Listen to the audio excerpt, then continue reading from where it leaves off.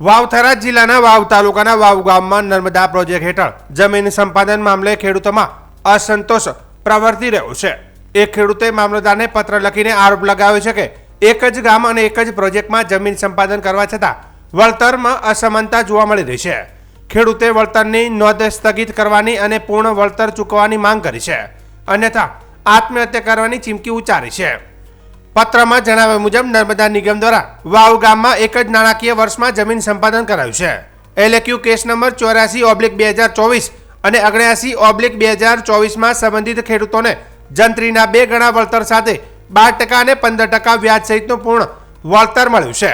જોકે તે જ પ્રોજેક્ટ હેઠળ LAQ કેસ નંબર 173/2024માં સર્વે નંબર 1620.001માં જંત્રીના માત્ર 0.5 ગણા વળતર અને 12% વ્યાજમાં કપાત કરીને આંશિક વળતર આપવામાં આવ્યું છે, જેને લઈને ખેડૂતે સમાનતા અને અન્યાયના સિદ્ધાંતોના વિરોધમાં વાદો ઉઠાવ્યો છે। પત્ર લખનાર વેજિયા નરેશકુમાર રાણાજીએ જણાવ્યું હતું કે તેઓ આ મામલે મામલતદાર કચેરીથી લઈને ભારત સરકારના પ્રધાનમંત્રી સુધી અનેક વખત લેખિત અને મૌખિક રજૂઆતો કરી છે, તેમ છતાં તેમને કોઈ પ્રત્યુત્તર મળ્યો નથી। તેમણે આંશિક વળતરનો ચેક સ્વીકાર્યો નથી, તેમ છતાં તેમની જમીનને સંપાદિત તરીકે નોંધવામાં આવી છે, જેને તેઓ ગેરવ્યાજબી ગણાવે છે। ખેડૂતે પત્રમાં વિનંતી કરી છે કે પૂર્ણ અને સમાન વળતર ચૂકવવા ત્યાં સુધી જમીન સંપાદનની નોંધ તાત્કાલિક સ્થગિત કરવામાં આવે। વધુમાં બાકી રહેલા 0.5 ગણા જંત્રી ભાવ અને 12% વ્યાજ સાથે ન્યાયસંગત એવોર્ડ જાહેર કરી વળતર ચૂકવવાની કાર્યવાહી કરવામાં આવે। જો સમયસર નિર્ણય નહીં લેવાય તો તેઓ નર્મદા કેનાલમાં જંપલાવી જીવન ટૂંકાવવાની ચીમકી આપી છે અને તેની સંપૂર્ણ જવાબદારી સંબંધિત વિભાગ પર રહેશે તેમ જણાવ્યું છે। હું આપના માધ્યમથી જણાવવા માંગુ છું કે નર્મદા નિગમ જમીન સંપાદન અંતર્ગત જે સ્થગિત કાર્ય હતું તે હમણાં 9મા મહિનાથી ચાલુ કરવામાં આવેલ છે।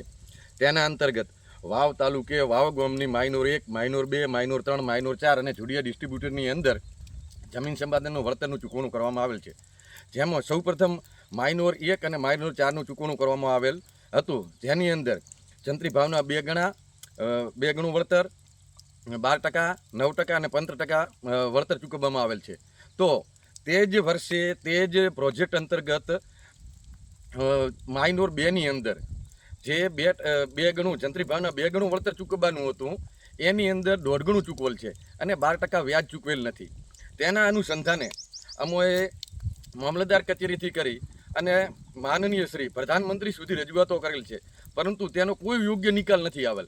તેના અનુસંધાને અમે ગતરોજ મામલતદાર સાહેબશ્રીને અનુલક્ષીને સંબોધિત કરીને એક પત્ર કર્યો છે કે અમે જે યોગ્ય વળતર અમને ચૂકવવામાં અમે સરકાર પાસે કોઈ વધારે નથી માગતા, પણ જે આગળની માઇનોર 1 અને માઇનોર 4ની અંદર જે ચૂકવણું કર્યું છે એના અનુસંધાને અમને ચૂકવણું કરવામાં આવે।